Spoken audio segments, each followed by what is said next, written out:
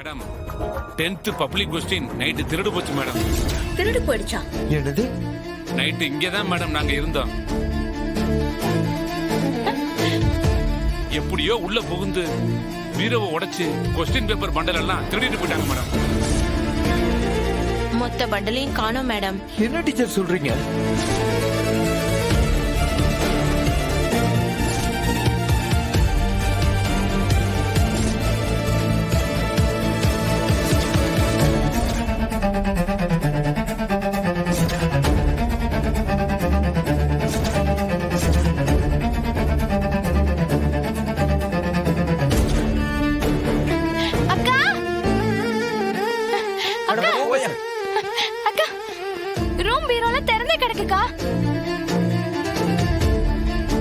Security, என்னங்க இதெல்லாம்?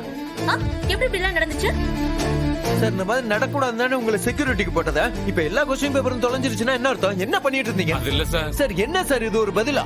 நிஜமா நான் கதவை விட்டு நகரவே இல்ல சார். எப்ப வந்தாங்க எப்படி எடுத்தாங்கன்னு தெரியல சார். போச்சு போச்சு, எல்லாமே போச்சு.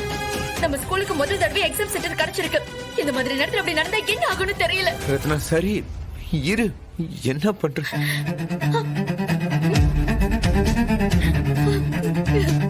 ரத்னா, ரத்னா இரு, பாத்துக்கலாம், தேடிக்கலாம். இங்க பாரு, நாம போய் பார்க்கலாமா? சரி.